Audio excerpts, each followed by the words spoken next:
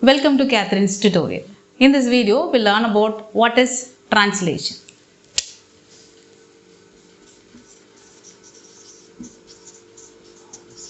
Already we know, like in the previous video, we learned about transcription. We all know how the proteins are synthesized with the help of DNA, mRNA and even the cytoplasmic organelles. We'll just learn about what is transcription. The double-stranded DNA sends a message to the single-stranded RNA. From the RNA, the message goes to cytoplasm where it produces proteins or it synthesizes protein. So this process where the DNA transcribes a message into RNA or mRNA especially is known as transcription.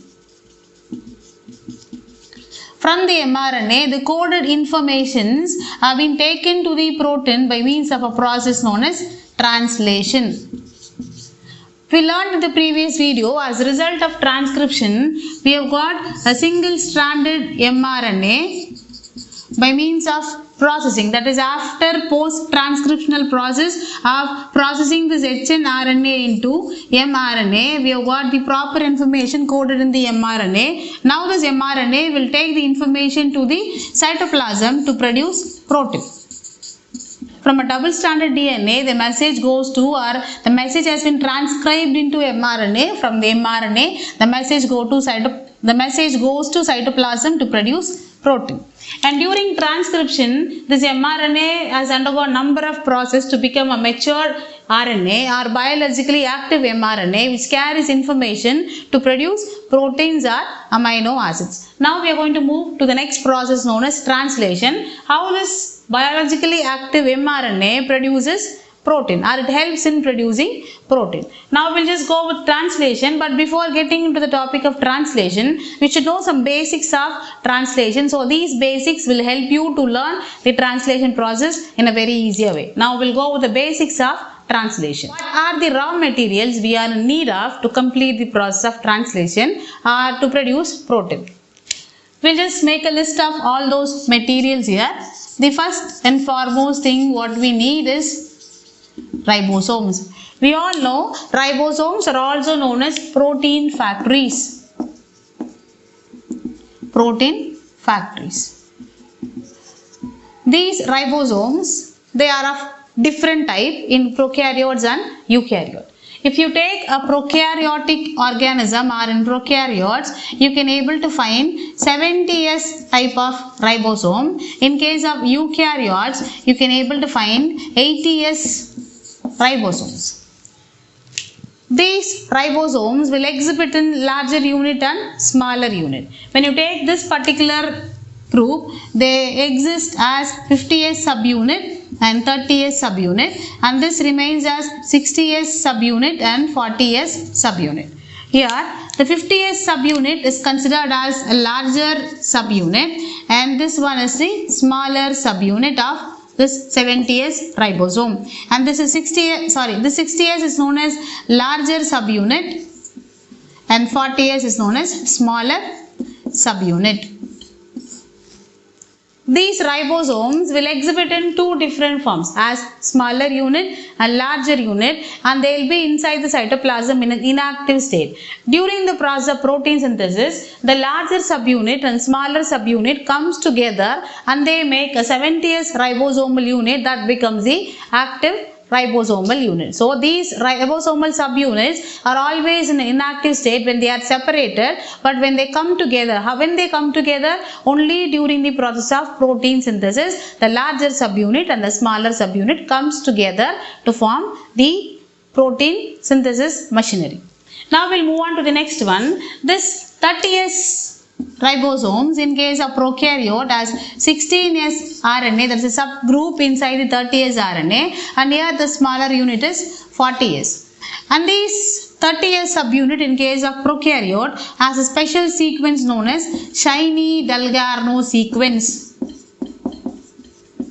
Chi'ny-Dalgarno sequence. So these Chiny-Dalgarno sequence are named after the discoverer Chiny and Dalgarno. So these are nothing but When the mRNA comes to cytoplasm, this is the mRNA, it carries a message to the cytoplasm for the process of protein synthesis. As soon as the mRNA comes to the cytoplasm, the smaller subunit, in case of prokaryotes I am talking about, the smaller subunit comes and attaches here, that is nothing but 30S subunit, and it has 16S RNA. This 16S RNA has a special sequence to make this 30S ribosome to come and attach with the binding site in mRNA. This 30S ribosome has to attach with a particular region where they have to initiate the process of translation. So this shiny Dalgarno sequences helps this 16S subunit or 30S subunit to find the exact sequence of mRNA where they can able to go and attach. This is the mRNA sequence, which is a biologically active mRNA. So this is mRNA. This mRNA has a start codon. Start codon, usually it is AUG. This is the starting codon, and here it has a termination codon or a stop codon region. In between they have the sequences which can code for particular amino acid. As we all know, as I told you already, there is a sequence known as shiny Dalgarno sequence in case of prokaryotes. We are talking about prokaryotes. This shiny Dalgarno sequence will enable this 30S subunit to come and bind with the mRNA at particular site. So these shiny Dalgarno sequences are located before the starting codon. So these are nothing but AGG. So this sequence is known as shiny Dalgarno sequence. This shiny Dalgarno sequence will help the 30S subunit of prokaryotes to come and bind with the starting codon. So this will help them to find the exact place of starting codon where they can able to come and bind with. So this is the function of shiny Dalgarno sequence in case of prokaryotes. But in case of eukaryotes, there is no special sequences to help this 40S subunit to come and attach with the mRNA. So what happens here? The smaller subunit will go on scanning the mRNA where they can able to go and attach with. So here there are no special sequences for the 40S ribosome to go and attach with the mRNA. Instead, this 40S ribosomal subunit will scan the complete mRNA where they have to come and attach with, and they have to search for their starting codon. Okay, but in case of prokaryote, they have a signal here. Okay, so these shiny Dalgarno sequences are present before the starting codon, which will help the ribosomal subunit to find the starting codon to come and bind with. But so the search of particular sequence in case of mRNA by the 40S ribosomal subunit is known as scanning. So the subunit should scan for the starting codon in case of eukaryote. The shiny Dalgarno sequences are also known as leader nucleotide sequences. Leader nucleotide sequence. So this sequence will help the 30S subunit of prokaryotes to find the starting code. Raw material what we need for translation is nothing but amino acids. These amino acids are present in the cytoplasm, and these amino acids should be taken by the tRNA to the site of protein synthesis. It should be taken by the tRNA to the site of protein synthesis. So this is the second raw material we need for the process of translation. These amino acids should be taken by the tRNA. So they have to attach with the tRNA. So the amino acids should be taken by the tRNA. When the tRNAs are carrying the amino acid, now this tRNA is known as charged tRNA. This reaction is catalyzed by amino acyl synthetase enzyme.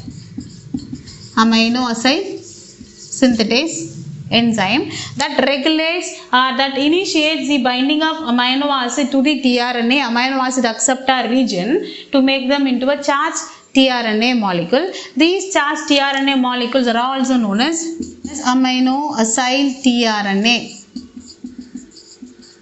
So charging of this tRNA molecule, we know this tRNA structure is a clover leaf structure where you can able to find the 5 arms in them. So this region is known as amino acid acceptor arm. So the one particular tRNA, when it is charged with proper amino acid, now this amino acid carrying tRNA is known as charged tRNA or amino-acyl tRNA. This reaction is catalyzed with the help of enzyme known as amino-acyl synthetase or amino-acyl tRNA synthetase enzyme. These tRNA which are charged with the amino acid, they serve as adapter molecule. So these adapter molecule picks up the proper amino acid during the process of protein synthesis. The next raw material what we need is mRNA. So already we learnt about mRNA. We have got as a result of transcription where we have got the RNA, so especially mRNA sequences which has a starting codon and a termination codon, and in between you can able to find the codons which has the messages or which has the sequences for production of protein.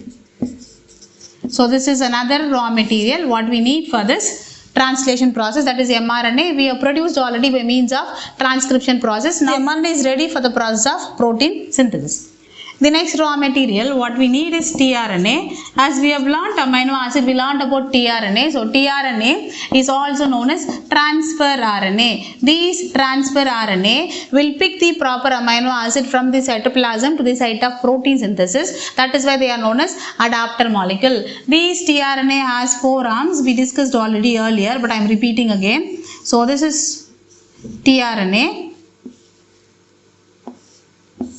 This amino acid acceptor arm. So this arm is known as amino acid acceptor arm. So this amino acid acceptor arm carries the amino acid. So this particular group of tRNAs are known as charged tRNA. As we already know, there are 20 different types of tRNA you can able to find during the process of protein synthesis, because we have to produce 20 different kind of amino acid. Here we need 20 different types of tRNA molecule for the process of protein synthesis to produce 20 different types of amino acids. And there is no tRNA for stop codons. There is no tRNA for stop codons. What are these stop codons? When the codons are the nucleotide sequences which has UAG, UGA and UAA. When they have these 3 codes, they are considered as stop codon. When these stop codons will inform or will give information that this process should come to an end by attaching and releasing factor. Okay. We need some ions for the process of translation. So this ions will help in the process of magnesium ions, potassium and these 3 ions are essential for the formation of initiation complex. Initiation complex. And we also need the ATP and GTP. ATP stands for adenosine triphosphate. Adenosine triphosphate. And GTP stands for guanosine triphosphate. So these 2 substances will provide energy.